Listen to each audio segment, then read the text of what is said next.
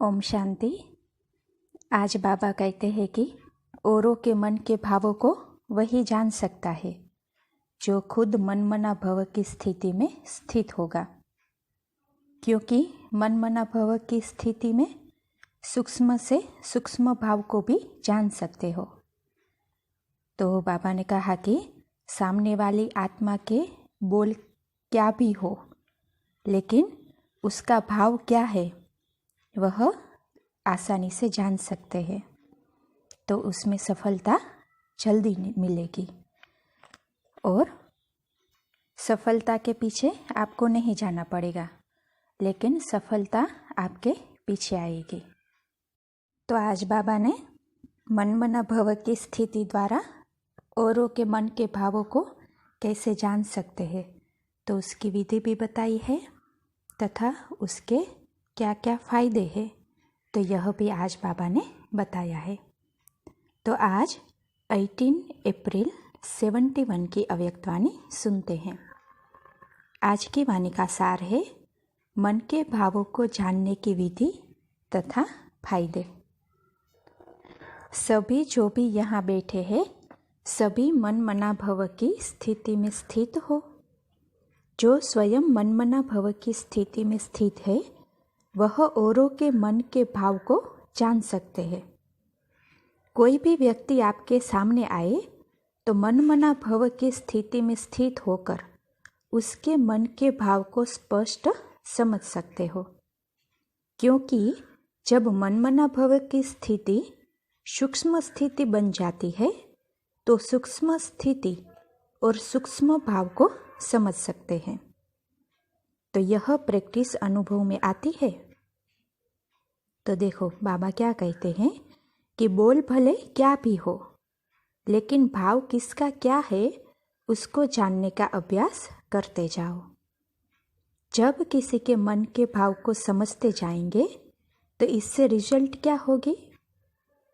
हर एक के मन के भाव को समझने से उनकी जो चाहना है अथवा प्राप्ति की इच्छा है, उसको वही मिलने से क्या होगा?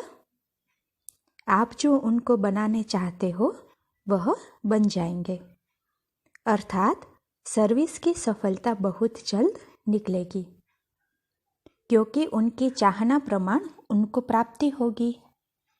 अगर कोई शांति का प्यासा है, उसको शांति मिल जाए तो क्या होगा? प्राप्ति से अविनाशी पुरुषार्थी बन जाएंगे। तो मन के भावों को परखने से, समझने से परिणाम क्या निकलेगा? सर्विस की सफलता थोड़े समय में बहुत दिखाई देगी, क्योंकि सफलता स्वरूप बन जाएंगे। अभी पुरुषार्थ स्वरूप हो।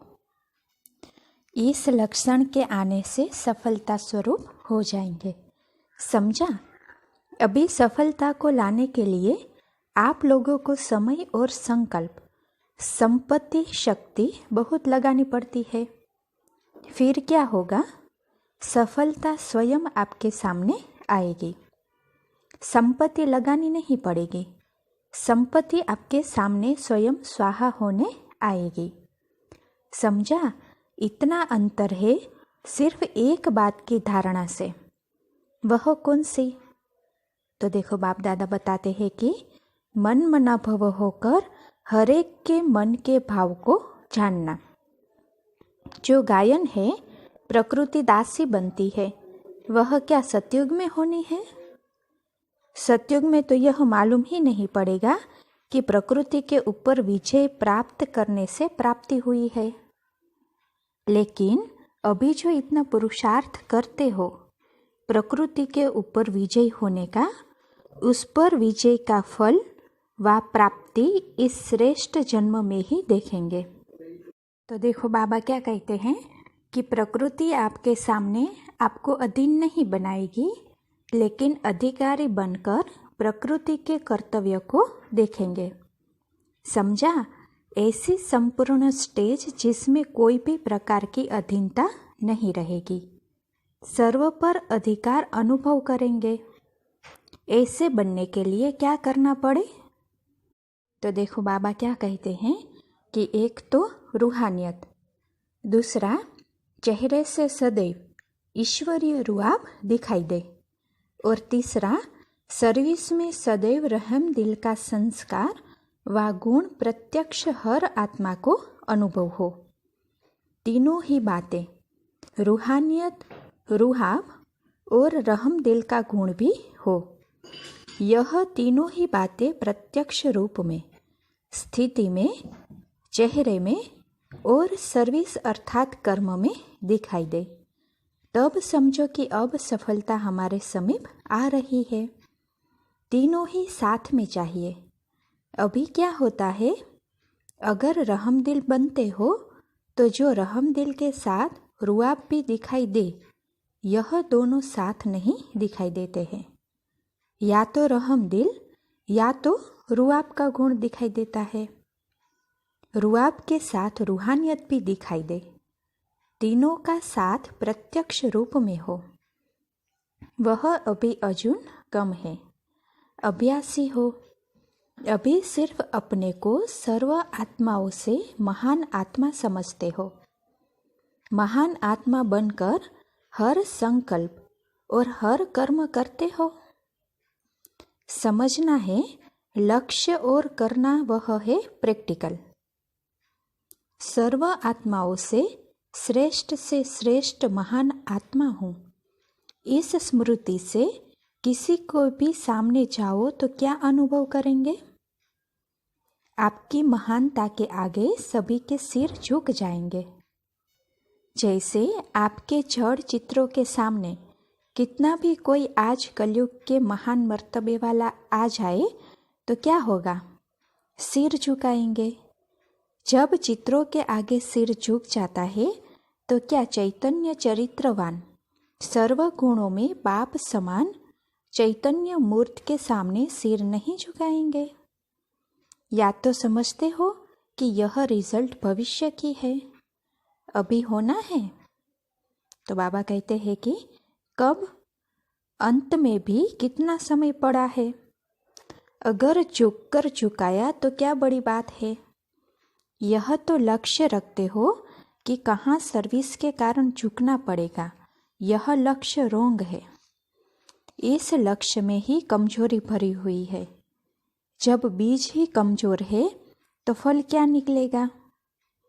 कोई भी नई स्थापना करने वाला यह नहीं सोचता कि कुछ झुक करके करना है। जब आत्माएं भी झुकाने का लक्ष्य रखकर कईयों को अपने आगे झुका कर दिखाती है, इसके भेंट में देखो यह स्थापना का कार्य कितना ऊंच और किसके मत पर है। उसके आगे सर्व आत्माओं को झुकाना है। यह लक्ष्य रखकर, यह ईश्वरीय रुआब धारण कर किसी के भी सामने जाओ तो देखो रिजल्ट क्या निकलती है। तो देखो बाप दादा उसके लिए क्या कहते हैं कि महानता लाने के लिए ज्ञान की महीनता में जाना पड़े। जितना जितना ज्ञान की महीनता में जाएंगे उतना अपने को महान बना सकेंगे। महानता कम अर्थात ज्ञान की महीनता का अनुभवी कम, तो अपने को चेक करो महान आत्मा का कर्तव्य क्या होता है, वह स्मृति में रखो। वैसे भी महान आत्मा उसको कहते हैं जो महान कर्तव्य करके दिखाए। अगर कोई साधारण कर्तव्य करे उनको महान आत्मा नहीं कहेंगे। तो महान आत्माओं का कर्तव्य भी महान होना चाहिए। सारे दिन की दिनचर्या में यह चेक करो कि महान आत्मा होने के नाते से सारे दिन के अंदर आज कौन सा महान कर्तव्य किया। महादानी बने। वैसे भी महान आत्माओं का कर्तव्य दान पुण्य होता है, तो यह सभी से महान आत्माएं कहलाने वाले हैं। तो आज सारे दिन में कितनों को दान दिया और कौन सा दान दिया। जैसे महान आत्माओं का भोजन, खान पान आदि महान होता है, वैसे देखना है आज हमारी बुद्धि का भोजन महान रहा, शुद्ध भोजन स्वीकार किया। जैसे देखो महान आत्मा कहलाने वाले अशुद्ध भोजन स्वीकार करते हैं तो उनको देख कर के भी क्या कहेंगे? सभी कहेंगे यह महान आत्मा है। तो देखो बाप दादा क्या कहते हैं, तो अपने को आप ही चेक करो कि आज हमने बुद्धि द्वारा कोई भी अशुद्ध संकल्प का भोजन तो नहीं पान किया। महान आत्माओं का आहार विहार यही तो देखा जाता है। तो आज सारे दिन में बुद्धि का आहार कौन सा रहा? अगर कोई अशुद्ध संकल्प व विकल्प व व्यर्थ संकल्प भी बुद्धि ने ग्रहण किया तो समझना चाहिए कि आज मेरे आहार में अशुद्धि रही। जो महान आत्मा होते हैं उनके हर व्यवहार अर्थात चलन से सर्व आत्माओं को सुख का दान देने का लक्ष्य होता है। वह सुख देता और सुख लेता है। तो ऐसे अपने आप को चेक करो कि महान आत्मा के हिसाब से आज के दिन कोई को दुख दिया व लिया तो नहीं। पुण्य का कर्म क्या होता है? तो देखो बाबा क्या बताते हैं कि पुण्य अर्थात किसी को ऐसी चीज़ देना जिसमें उस आत्मा से आशीर्वाद निकले, इसको कहते हैं पुण्य का कर्तव्य। जिसको सुख देंगे उसके अंदर से आपके प्रति आशीर्वाद निकलेगी। तो यह है पुण्य का काम। और मुख्य लक्षण है अहिंसा। आप सारे दिन में यह भी चेक करना कि कोई हिंसा तो नहीं की। कौन सी हिंसा होती है जिसको चेक करना है। आप तो अपने को डबल अहिंसक कहलाती हो ना। मनसा में अपने संस्कारों से युद्ध भी चलती है, तो माया को मारने की हिंसा करते हो ना। युद्ध होते हुए भी इसको अहिंसा क्यों कहते हैं? तो देखो अभी बाबा इसको क्लियर करके समझाते हैं। क्योंकि इस युद्ध का परिणाम सुख और शांति का निकलता है। हिंसा अर्थात जिससे दुख अशांति की प्राप्ति हो, लेकिन इससे शांति और सुख की व कल्याण की प्राप्ति होती है, इसीलिए इसको हिंसा नहीं कहते हैं। तो इसीलिए बाबा कहते हैं कि तो इसीलिए डबल अहिंसक ठहरे। तो महान आत्माओं का यह जो लक्षण गाया हुआ है वह भी देखना है। आज के सारे दिन में किसी भी प्रकार की हिंसा तो नहीं की। अगर कोई शब्द द्वारा किसी की स्थिति को डगमग कर देते हैं तो यह भी हिंसा हुई। जैसे तीर द्वारा किसी को घायल करना हिंसा हुई ना। तो बाबा कहते हैं कि इसी प्रकार अगर कोई शब्द द्वारा कोई की ईश्वरीय स्थिति को डगमग अर्थात घायल कर दिया तो यह हिंसा हुई ना। असली सतोप्रधान संस्कार व जो अपने ओरिजिनल ईश्वरीय संस्कार आत्मा के हैं उनको दबाकर दूसरे संस्कारों को प्रैक्टिकल में लाते हैं। तो मानो जैसे कि किसी का गला दबाया जाता है तो वह हिंसा मानी जाती है। तो अपने ओरिजिनल अथवा सतोप्रधान स्थिति के संस्कारों को दबाना यह भी हिंसा है। बाबा ने बहुत ही गूढ़ बात बताई ना। तो बाबा कहते हैं कि समझा, तो यह सभी लक्षण कहाँ तक प्रैक्टिकल में है यह चेक करना है। अब समझा महान आत्मा के लक्षण क्या है। सारे दिन दान भी करते रहो, पुण्य का कर्म भी करो और अहिंसक भी बनो। तो बताओ स्थिति क्या बन जाएगी। फिर ऐसी महीनता में जाने वाले, संपूर्ण स्थिति में स्थित रहने वाले महान आत्माओं के आगे सभी जरूर सिर झुकाएंगे। स्थूल सिर झुकाएंगे क्या? सिर होता है सभी से ऊंचा, तो सिर झुकाना गोया सारा झुकाया। तो आजकल जो अपने को ऊंच महान समझते हैं व अपने कर्तव्यों को ऊंच महान समझते हैं, वह सिर झुकाएंगे अर्थात महसूस करेंगे कि इस श्रेष्ठ कर्तव्य के आगे हम सभी के कर्तव्य तो कुछ भी नहीं है। अपनी श्रेष्ठता को श्रेष्ठ न समझ साधारण समझेंगे। तो इसको कहते हैं सर्व आत्माएं आपके आगे सिर झुकाएगी। अब समझा क्या चेक करना है? सारे दिन में महान आत्मा के जो महान कर्तव्य व लक्षण है वह कहाँ तक प्रैक्टिकल में लाए, यह रिजल्ट पूछेंगे। पहले सुनाया था ना कि आप त्रिमूर्ति बाप के बच्चे हो तो आपसे त्रिमूर्ति लाइट दिखाई दे, अर्थात आप एक एक द्वारा 3 लाइट का साक्षात्कार हो।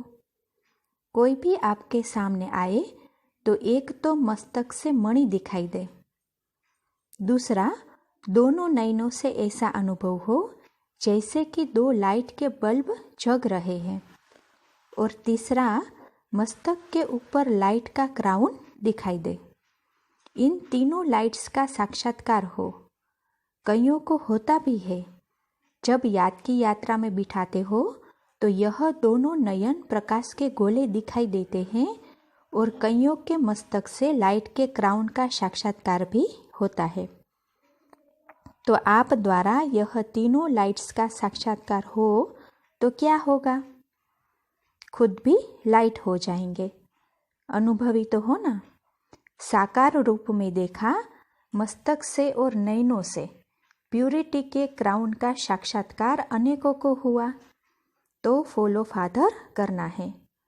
अगर ऐसे ही स्वरूप का साक्षात्कार आत्माओं को कराओ तो सर्विस में सफलता आपके चरणों में झुकेगी।